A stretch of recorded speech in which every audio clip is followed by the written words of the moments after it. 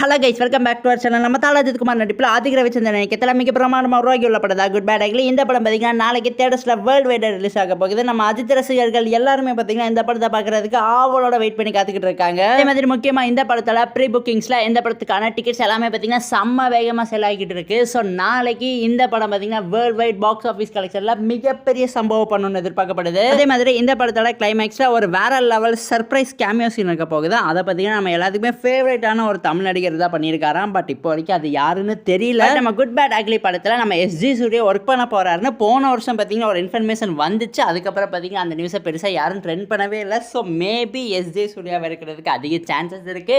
Wait பண்ணி பார்ப்போம். நாளைக்கு படம் ரிலீஸ் ஆக போகுதுல. இந்த படத்தோட இயக்குனரான நம்ம ஆதிக் ரவிச்சந்திரன் அப்படி என்ன குக் பண்ணி வச்சிருக்காருன்னு. அதே மாதிரி நம்ம அஜித் குமாருக்கு இது ரொம்பவே முக்கியமான படமாக இருக்க போகுது. பிகாஸ் அவரோட கடைசி ஃபிலிமான விடாமுயற்சி பார்த்தீங்கன்னா world wide box office collection 130 கோடி தான் பண்ணிச்சு. அந்த படம் பார்த்தீங்கன்னா பாக்ஸ் ஆஃபீஸில் ஒரு மிகப்பெரிய ஃப்ளாப்பு. ஸோ இந்த படம் மூலமாக பாக்ஸ் ஆஃபீஸில் ஒரு வேற லெவல் கம்பேக் கொடுப்பாருன்னு எதிர்பார்க்கப்படுது. ஓகே கைஸ், இதோட இந்த வீடியோ பார்த்தீங்கன்னா ஆஃபீஸில் முடிவடைகிறது. இந்த குட் பேட் அக்லி படத்துக்கு நீங்கள் எவ்வளோ அவளோட எக்ஸ்பெக்ட் பண்ணி காத்துக்கிட்டு இருக்கீங்களோ அதை பார்த்தீங்கன்னா மறக்காமல் கமெண்ட் பாக்ஸில் ஷேர் பண்ணிடுங்க. அதே மாதிரி இந்த வீடியோ பிடிச்சிருந்தா லைக் பண்ணுங்கள், கமெண்ட் பண்ணுங்கள், சப்ஸ்கிரைப் பண்ணுங்கள். தேங்க்யூ ஃபார் வாட்சிங் guys. Will meet in our next video. அதே மாதிரி உங்கள் ஃப்ரெண்ட்ஸ் யாராவது சினிமாவில் வச்சுருந்தாங்கன்னா அவங்களுக்குமே நம்ம சேனலை மறக்காமல் ஷேர் பண்ணிவிட்டு சப்ஸ்கிரைப் பண்ணி வச்சுக்க சொல்லிடுங்க.